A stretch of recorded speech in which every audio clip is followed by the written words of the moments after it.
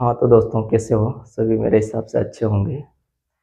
आज नेक्स्ट अपन बात करेंगे मानसिक विकास। आज थोड़ा सा मैं फिजिकली सही नहीं हूँ, फिर भी एक अपने अंदर विल पावर है कि नहीं, कुछ कर जाएंगे। और आपका समय बहुत इम्पोर्टेंट है, इसलिए मुझे वीडियो लेके आना पड़ा।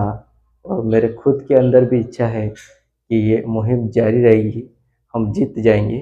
अपने अंदर का जो विल पावर है, अपने अंदर का जो जज्बा है, अपने माता पिता को याद करना, वो किस प्रकार से खेतों में काम कर रहे हैं, किस हिसाब से अपने को पेमेंट दे रहे हैं, और आज अपन बैठ के सिर्फ पढ़ाई नहीं कर सकते, तो मेरे हिसाब से सोचने लायक बात है।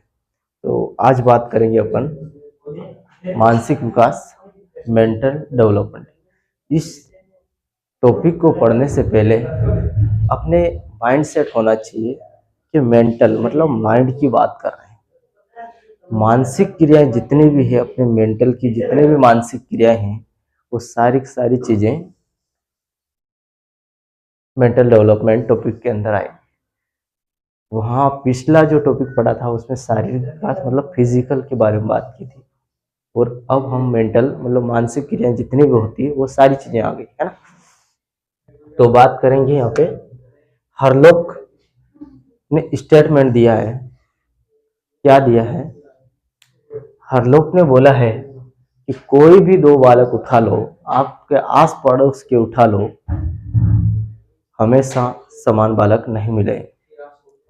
उस दोनों की मानसिक क्रियाएं अलग अलग पाई जाएगी, ये हरलोक कहता है। कोई भी दो बच्चे उठा लो, उसकी हमेशा मानसिक क्रिया समान नहीं मिलेगी। उसी हिसाब से जॉन लॉक कहता है कि जन्म के समय बच्चा कोरी स्लेट है, कोरा कागज है, उसको जो सिखाएंगे वो सीख जाएगा। चाहे उसको हिंदी सिखाओ, उर्दू सिखाओ, चाहे उसको अपराधी बनाओ, चाहे उसको आप जो चाहो वो बन सकता है। क्यों? वो कोरी स्लेट है, उसमें जो ये कोरा कागज है, उस कोरे कागज के ऊपर जैसा चाहो वैसा अपन लिख सकते हैं। उसी हिसाब से बच्चा भी है ना। तो दो स्टेटमेंट दिए मैंने। पहला है हरलोक, हरलोक ने बात की है कि कोई भी दो बालक समान नहीं होते हैं। दोनों की मानसिक क्रियाएं, दोनों का सोचने का नजरिया, तुलना करने का नजरिया, वो सारी चीजें जो मेंटल अलग अलग होगा। उसी हिसाब से आगे बात की है जॉन लोक। जॉन लोक ने बात की है कि कोई भी जो भी जन्म के समय बालक होता है वो कोरी स्लेट होता है, कोरा कागज होता है। और ये स्टेटमेंट कहीं बाहर आ चुके हैं दोनों, इसलिए ये दोनों बहुत ज्यादा इम्पोर्टेंट है ना, बहुत ज्यादा इम्पोर्टेंट है। कुछ नहीं, कोरी स्लेट और मानसिक क्रियाएं समान नहीं होती। दो चीजें याद रखनी अपने को, है ना। ठीक है, आगे बात करेंगे मानसिक क्रियाओं में शामिल। तो मानसिक क्रियाओं में शामिल क्या है? ये सिर्फ अपने को सोचना है, नॉर्मली रिलैक्स हो जाए अपने फिजिकली और मेंटली रूप से आप। अब मानसिक क्रियाओं की बात कर रहे हैं तो यहाँ पे क्या क्या शामिल है, क्या क्या ऐसे शब्द है, क्या क्या ऐसी चीजें हैं जो मानसिक क्रियाओं के अंदर शामिल है। पहला है तुलना, कंपैरिजन, वर्गीकरण, प्रत्यक्षीकरण, सोचना समझना। जितनी भी मानसिक क्रियाएं हैं, संवेदना, ये सारी सारी चीजें, चिंतन मनन, ये सारी चीजें क्या है इसके अंदर शामिल रहेगी। जितनी भी मानसिक क्रियाएं, सभी प्रकार की मानसिक क्रियाएं, वो इस मानसिक विकास के टॉपिक के अंदर शामिल है ना। आगे बात करेंगे, एक एक करके अपन इसको डिस्कस करेंगे कि संवेदना, संवेदना क्या है? ज्ञान की प्रथम सीढ़ी है, या ज्ञान की प्रथम मानसिक क्रिया है। क्या है? संवेदना, है ना। यस। और संवेदना आपको पता है कितने, आपको पता है ये होता है कान, नाक, त्वचा और कान नाक त्वचा आँख, ऐसे करके ये 4-5 ये समझना है ना। कल्पना, इमेजिंग, कल्पना क्या है, इमेजिंग, इमेजिंग करो, कोई भी कल्पना करते हैं अपन, चाहे उसको पॉजिटिव सोचो नेगेटिव सोचो, वो अपने ऊपर डिपेंड है, लेकिन कल्पना क्या है, सबसे उच्चतम मानसिक क्रिया। सुबह उठे उस समय से अपन सोचना प्रारंभ करते हैं, रात में सोते हैं तब तक कुछ न कुछ माइंड में दौड़ता रहता है कि मुझे वो करना है, वहाँ जाना है, ये किताब पढ़नी है, सारी चीज़ें अपन क्या दौड़ा भागी की ज़िंदगी में मतलब सोचते रहते हैं। तो ये इमेजिंग है, इमेजिंग करते हैं, उस इमेजिंग करेंगे, उसके बाद उसके प्रति अपन कार्य करने के लिए रेडी हो जाएंगे, कार्य करेंगे, अनुक्रिया करेंगे, है ना। आगे बात करेंगे प्रत्यक्षीकरण। प्रत्यक्षीकरण मतलब कोई चीज अपनों ने सामने कोई चीज पड़ी है, वस्तु पड़ी, पदार्थ पड़ा है, उसको देखने का नजरिया क्या है उसके बारे में है प्रत्यक्षीकरण। मतलब कोई वस्तु है उसको देखना, प्रत्यक्ष देख रहे हैं मतलब प्रत्यक्षीकरण, है ना। चिंतन, चिंतन मतलब थिंकिंग। अब थिंकिंग बहुत सारों की थिंकिंग सबकी अलग अलग, हर व्यक्ति की थिंकिंग अलग अलग। तो यहाँ पे थिंकिंग मतलब सोचना और इसको क्या करना, विचार करना। कोई भी टॉपिक है उसके बारे में विचार करना है, उसके बारे में सोचना है कि यार इसका मतलब क्या हो सकता है। नॉर्मल चीजें ये अपने आए दिन दैनिक जीवन में अपन अपने टच में, लेकिन अपने को पता ही नहीं ये चीजें अपने को साइकोलॉजी में डाली गई है और इसको अपने को समझना पड़ेगा, है ना। ये चीज आगे है तर्कना, लॉजिक।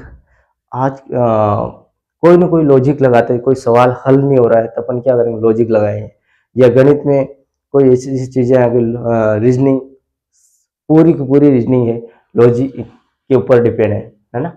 ये तो भाषा का विकास, भाषा का विकास भी इससे होगा। उसके बाद कॉन्सेप्ट। अब कॉन्सेप्ट क्या चीज होती है, संप्रत्यय। कॉन्सेप्ट कोई भी चीज है, वस्तु है, उसके प्रति अपना जो यूं समझ सकते हो, उसके प्रति जो मतलब एक क्लियर है, मतलब कि कोई डाउट नहीं है, तो उसको बोलते हैं कॉन्सेप्ट क्लियर है। गणित में बोलते हैं नहीं, कॉन्सेप्ट क्लियर है, मैं कर जाऊंगा, कोई सा भी सवाल आ जाए अपन यदि कॉन्सेप्ट क्लियर है तो क्या कर लेंगे, उसको आसानी से कर लेंगे, कैसे भी कर लेंगे, है ना।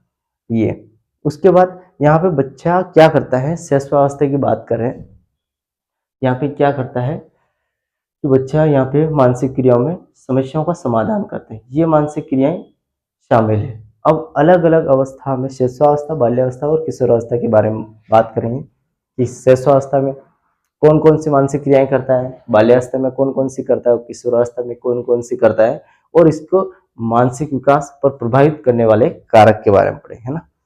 तो यहाँ पे शैशवावस्था की बात करेंगे तो शैशवावस्था में बच्चा जैसे ही पैदा हुआ 0 से 5 वर्ष को माइंड में रखना है, इसको 0 से 5 से 6 वर्ष के बच्चों को माइंड में रखना है और इस टॉपिक को अपने को इमेजिंग करते हुए आगे बढ़ना है। बच्चा छोटा बच्चा होता है, उसको मतलब सबसे ज्यादा बच्चा पैदा होते ही रोता है ना, तो रोना उसकी है। उसके बाद पहला जो सार्थक शब्द बोलता है वो 10 माह के अंदर बोलता है। कब, ये क्वेश्चन आया हुआ है कि बच्चा पहला सार्थक शब्द जो उसका सही अर्थ है, शब्द का सही अर्थ निकल रहा हो वो सार्थक है, तो वो कब बोलता है, तो 10 माह के अंदर, है ना। 3 वर्ष का बच्चा 396 शब्द बोल लेता है, कितना, और आड़ी टेढ़ी रेखाएं भी खींचता है। 4 वर्ष का बच्चा क्या करता है, लिखना स्टार्ट कर देता है, और 5 वर्ष का बच्चा 10 से 11 शब्दों का वाक्य भी बनाना स्टार्ट कर देता है ना। तो ये अपने को थोड़ी सी चीजें ध्यान में रखनी पड़ेगी कि फर्स्ट में बच्चा शैशवावस्था में रोना स्टार्ट करता है, उसके बाद वो क्या करता है कि मतलब पहला सार्थक शब्द कब बोलता है, 10 माह के अंदर, और 3 वर्ष के में बच्चा 396 शब्द बोलना स्टार्ट कर देता है और रेखाएं आड़ी टेढ़ी खींचता है। उसके बाद 4 वर्ष का बच्चा क्या करता है, लिखना प्रारंभ कर देता है, और 5 वर्ष का बच्चा क्या कर देता, 10 से 11 शब्द लिखना और वाक्य बनाना स्टार्ट कर देता है ना। ये शिशुअवस्था की बात की। अब बाल्यावस्था, अब बाल्यावस्था में 6 से 12 वर्ष का बच्चा अपने माइंड में होना चाहिए। 6 से 12 वर्ष का बच्चा क्या करता है, 6 वर्ष में बच्चा शरीर के अंगों के नाम, हाथ, पैर, पेट, है ना, सीना, कान, नाक, दांत, ये सारी चीजें क्या करता है, वो नाम ले लेता है। 6 वर्ष का बच्चा, उसको पूछेंगे बच्चा बेटा बेटा क्या है, ये क्या है, तो वो बता देगा पेट है। उसको पूछ लेंगे ये क्या है, तो वो बता देगा कौन है ना, ये सारी चीजें। उसके बाद साधारण प्रश्न पूछेंगे, बताओ आपके पापा का नाम क्या है, तो वो बता देगा खुशी खुशी, मेरे पापा का नाम रामू है। आपके मम्मी का नाम क्या है, वो है। आप के दादा का नाम क्या है, तो मम्मी पापा का बता देगा साधारण। लेकिन ज़्यादा ज़्यादा डीपली जाएंगे तो वो अटकता है, सोचता है यार मेरे दादा का नाम क्या है, तो वो बोलता है मेरा दादा का नाम दादा ही है, ये शेषावस्था में बोलता है। लेकिन यहाँ पे बाल्यावस्था में क्या है, पता लग जाता है उसको मेरा दादा का नाम रामलाल है या श्यामलाल है, जो भी है ना। गिनती यहाँ पे प्रारंभ करते था बच्चा, गिनती 1 2 3 4 5 6 ऐसे गिनती स्टार्ट कर देता बच्चा। उसको बुलाएंगे, उसको लिखना भी स्टार्ट हो जाएगा शिशुअवस्था में, और यहाँ पे गिनती भी बोलना स्टार्ट कर देगा अच्छे से। यहाँ पे लिखना प्रारंभ करता है, लेकिन परिपूर्णतः लिख नहीं पाता है ना शिशुअवस्था, लेकिन यहाँ पे लिख भी लेता है और गिनती भी बोल भी लेता है ना। 7 वर्ष का बच्चा कंपेरिजन करता है कि मैंने 2 चीजें रख दी, जैसे कि कोई भी 2 चीज की बताओ कि इसमें ये डंडा बड़ा है या ये डंडा बड़ा है, तो वो बता देगा ये डंडा बड़ा है और ये छोटा है ना। ये सारी चीजें वो तुलना कर लेता है, किसी व्यक्ति के बारे में तुलना कर लेता है। आपको पापा अच्छे रखते हैं या मम्मी, तो बच्चा बता देगा कि पापा अच्छे रखते हैं, लेकिन 24 घंटे मम्मी के साथ में रहता है, लेकिन फिर भी मम्मी की आलोचना ही करता है, ये बच्चे का काम है ना ये। और अंतर इसके कंपैरिजन करता है, उसके ऊपर वर्गीकरण करता है, क्लासिफाई करता है। कोई भी टॉपिक है जैसे, तो उसके बारे में पूरा डीपली तक जाता है, उसको क्लासिफाई एक एक करके अलग अलग चीजों को मतलब बताने की कोशिश करता है। 8 वर्ष का जो बच्चा होता है वो 16 शब्द, मतलब यहाँ पे याद नहीं हो तो क्या करना है, 8 का डबल 16 शब्दों को वाक्य बनाना स्टार्ट कर देता है ना। तो 16 शब्दों का वाक्य। 9 वर्ष का बच्चा जो होता है वो दिनांक पूछेंगे उसको, आज बेटा क्या दिनांक है, बता देगा। उसको बोलेंगे घड़ी में कितना टाइम हो रहा है, तो वो बता देगा 10:10 हो रहे, इतना सेकंड बता देगा। उसके बाद सिक्कों का ज्ञान, मतलब उसको बोलेंगे बताओ ये कितने का सिक्का है, तो वो बता देगा ये 5 का सिक्का है। तो ये कितना का नोट है, वो बता देगा नोट ये इतने का है ना। तो ये 9 वर्ष का बच्चा कर लेता है। लेकिन 6 वर्ष में बच्चे को उठा दे देंगे, लेकिन उसको पता नहीं लगेगा। लेकिन ऐसा नहीं कि मतलब कुछ नहीं बताया, कभी बता देता कभी नहीं, लेकिन यहाँ पे अच्छे से ज्ञान होने लगता है इसको, है ना। 10 वर्ष का बच्चा दैनिक जीवन के शब्दों और नियमों को जानने लगता है। दैनिक जीवन कि उसको पूछेंगे कि बताओ बेटा स्कूल से घर की दूरी कितनी है, तो वो बता देगा 2 किलोमीटर है, 3 किलोमीटर, जो भी होगा वो चीजें बता देगा। हाँ? शब्दों का 60 से 70 शब्दों का ज्ञान हो जाता है। 11 वर्ष का बच्चा तार्किक रूप से, लॉजिक रूप से मतलब सोचना स्टार्ट कर देता है खुद अपने सेल्फ, और वहां पे दूसरों का सपोर्ट भी लेता है ना। लेकिन यहाँ पे खुद जिज्ञासा, इच्छा रहती कि उसको जिज्ञासा, कोई खेल में इच्छा है तो उसको क्या करेगा कि मुझे ये खेल में आगे मतलब लीडर रहना है, उसको मतलब खेलना सीखना है, उसको कोई भी चीजें ऐसे खिलौना बनाना है, तो उसको जिज्ञासा रहेगी। वो छोटे बच्चे बहुत सारे क्या करते, बहुत सारे अपने हाथों से शारीरिक क्रियाओं के माध्यम से क्या करते हैं, ज्यादा ज्यादा समूह में, ग्रुपों, यार दोस्तों में, और कोई चीजें अपने खुद बनाना स्टार्ट कर देते हैं, है ना। वो अपना शारीरिक विकास में पढ़ा था। लेकिन यहाँ पे भी जिज्ञासा रहती है, तो जिज्ञासा को संतुष्ट बच्चा करने के लिए मम्मी पापा को बोलेगा कि मेरे को गाड़ी चाहिए, बोलेगा कि मुझे ये किताब चाहिए, मुझे चॉकलेट चाहिए तभी स्कूल जाऊंगा। तो उसकी खुद की इच्छा होगी, मैं चॉकलेट देंगे तो स्कूल जाऊंगा, नहीं चॉकलेट नहीं दोगे नहीं जाऊंगा, तो मतलब उसको चॉकलेट चाहिए, चॉकलेट दे दो, 5 रुपए दे दो, मतलब बच्चा चला जाएगा स्कूल, खुशी खुशी जाएगा। तो वो क्या समझता है, एक दिन दे दिया मतलब ये समझता है कि आप अब डेली मांगो, और डेली की उसकी आदत बन जाती है, और वो डेली 5-5 रुपए, 2-2 रुपए देता रहता है, और स्कूल जाएगा तो पहले पैसे लेगा, है ना। यस, तो उसकी जिज्ञासा को क्या करेगा, शांत। और 12 वर्ष का बच्चा क्या है कि सेल्फ खुद को अपने हिसाब से डिसीजन ले लेगा, मुझे क्या करना है क्या नहीं करना है ना। ये सारी चीजें होती हैं। समस्या का समाधान बच्चा 12 वर्ष में कर लेता है। 12 वर्ष का बच्चा समस्या का समाधान करना सीख जाता है कि मुझे क्या सही है और क्या गलत है, ये इसके बारे में जानना स्टार्ट कर देता है, उसको समझता है और अपने खुद के दम पर वो क्या करता है, फैसला लेना स्टार्ट करता है। अब किशोरावस्था में मानसिक क्रियाएं, अब ये बाल्यावस्था की होगी। किशोरावस्था में क्या होता है कि जितने भी इन शिशुअवस्था और बाल्यावस्था में आ गए उनको छोड़कर बाकी सभी इसमें आ जाएगी। क्या हो जाएगा, अमूर्त चिंतन। वो सोचेगा भगवान होते हैं या नहीं होते हैं, वो सोचेगा भूत होता है या नहीं होता है, तो उसको प्रैक्टिकल जानने की कोशिश करेगा वास्तव में भूत होता है क्या। तो अमूर्त वो चीजें, कोई ऐसी चीज पढ़ रहा है कि उसमें ऐसा शब्द आ गया कि यार कि ऐसा होता है या नहीं होता है, तो अमूर्त जो। और उसके बाद निगमन, मतलब नियमों से उदाहरण की ओर, पहले नियम जानेगा उसके बाद उदाहरण, है ना। तो उसको नियमों को जानने की कोशिश करेगा, इसके नियम है क्या। यदि नियम उसको समझ में आ गया, उदाहरण तो उस छाप दे गया, है ना। तो सामान्यकरण, उसके बाद सामान्य नॉलेज भी रखता है वो, और सेल्फ डिसीजन लेता है बच्चा, है ना। और यहाँ पे सेल्फ समाधान करता है, लेकिन सेल्फ डिसीजन यहाँ लेता है ना। उसके बाद प्रभावित करने वाले कारक है, मैंने बताया था पहले भी कि शारीरिक विकास, मानसिक विकास, सामाजिक विकास, इसमें सबसे ज्यादा कोई प्रभावित करता है तो वो कौन है, वंशानुक्रम और वातावरण। सबसे ज्यादा बार क्वेश्चन पूछा गया और आगे भी पूछा जाता रहेगा, है ना। तो वंशानुक्रम और वातावरण, जेनेटिकल, यदि मेंटली रूप से माता पिता यदि अच्छे हैं, घर में अच्छा वातावरण है, तो वो बच्चा बहुत शानदार बन जाएगा, चाहे वो जैसा भी गरीब परिवार में, लेकिन अच्छा करेगा। लेकिन यदि वातावरण उसके घर परिवार में, आस पड़ोस में लड़ा रहे, झगड़ा रहे, गालियां दे रहे एक दूसरे को, ऐसा है वैसा है, तो वो सुनेगा बच्चा, वो सुनेगा और वो खुद भी एक्शन लेना स्टार्ट करेगा, वो खुद भी करेगा कि नहीं मुझे भी करना चाहिए। लेकिन आसपास का वातावरण, घर का सबसे बड़ा इम्पोर्टेंट है कि घर का वातावरण यदि अच्छा है तो माता पिता उसको क्या अच्छा वातावरण क्रिएट करेंगे तो वो बच्चा अच्छा बनता जाए, है ना। तो बहुत ज्यादा इम्पोर्टेंट है वंशानुक्रम। पारिवारिक, परिवार क्या, मैं आसपास में बता दिया कि लड़ाई झगड़े होते हैं तो वो बच्चों को ऊपर प्रभावित करेंगे। यदि अच्छा वातावरण है तो अच्छे बन जाएंगे, नेगेटिव है, लड़ाई यहाँ हो रही, झगड़ा हो रहे हैं, एक दूसरे को मार रहे हैं, अपराध हो रहे हैं, तो ऐसा बन।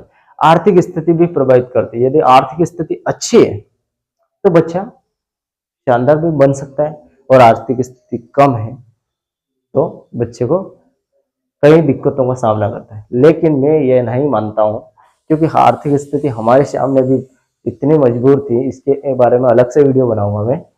तो आर्थिक स्थिति खराब हो सकती है, लेकिन मानसिक रूप से सही होना चाहिए। यदि मेंटली रूप से पॉजिटिव है तो दुनिया में कुछ भी हासिल कर सकता है। ये अपने अंदर विल पावर होना चाहिए, अपने अंदर जज्बा होना चाहिए।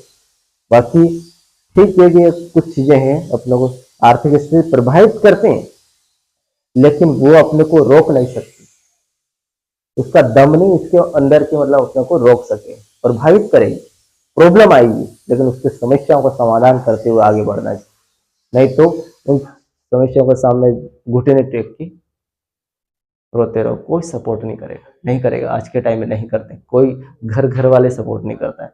एक आईएएस व्यक्ति अपने पूरे परिवार में सपोर्ट नहीं कर पाता है, क्यों, वो कर ही नहीं पाता है, क्योंकि बहुत सारी उसकी सेल्फ प्रॉब्लम हो, चाहे उसकी मेंटली थिंकिंग हो, जो भी हो, लेकिन नहीं करते आजकल।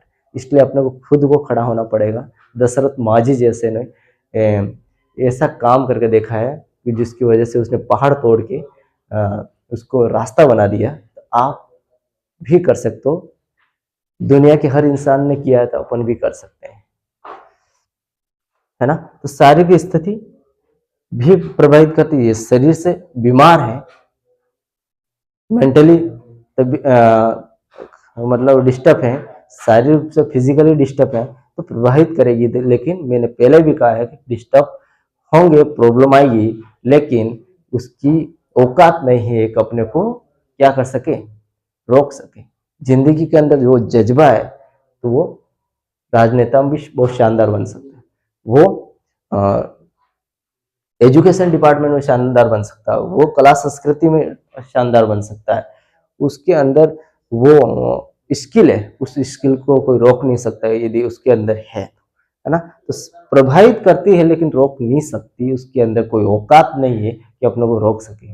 और आपके अंदर वो जुनून होना चाहिए, क्योंकि अपने को जिंदगी में हासिल करना है तो अपने आप को पॉजिटिव रूप से तैयार रखना पड़ेगा।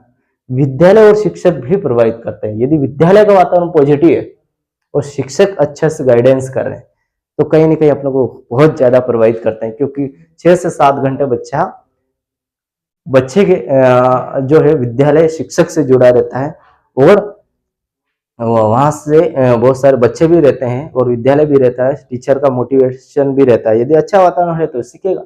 नेगेटिविटी है, बच्चा सीखना चाहता है लेकिन टीचर ध्यान नहीं दे रहे तो क्या होगा, माँ भी कहीं ना कहीं उसको प्रॉब्लम आएगी। तो आज ये टॉपिक था मेंटली, बहुत शानदार टॉपिक था। मेरी तबीयत थोड़ी सी लूज है लेकिन फिर भी कोशिश किया कि आपको मतलब मैं बेहतर दूं। यदि आपका ये सब्सक्राइब और व्यूज बढ़ते जाएंगे तो ये जो मुहिम है हम जीत जाएंगे, जरूर एक दिन सफल होंगे। मेरा आपसे यही कहना है कि अपने आप को पॉजिटिविटी के साथ में लगे रहिए। कोई भी टॉपिक तैयार कर रहे हैं तो इसको इतना बेहतरीन तरीके से तैयार करें कि सामने वाले को पढ़ा सकें और समझा सकें। यदि ये माइंडसेट के साथ में आप कोई टॉपिक को तैयार करें, मेरे हिसाब से आप उस टॉपिक में कमजोर नहीं है। यदि आप कंपटीशन के हिसाब से पढ़ेंगे तो कहीं ना कहीं पिछड़ जाएंगे। तो आप दूसरों को समझाने और पढ़ाने का अंदर वो टॉपिक के अंदर वो नॉलेज अपने अंदर आ गया और समझाने लगे किसी को, और शानदार तरीके से यदि सामने वालों को आ रहा है तो मेरे हिसाब से शानदार कर सकते हैं। ओके, थैंक यू दोस्तों, आज के लिए इतना ही।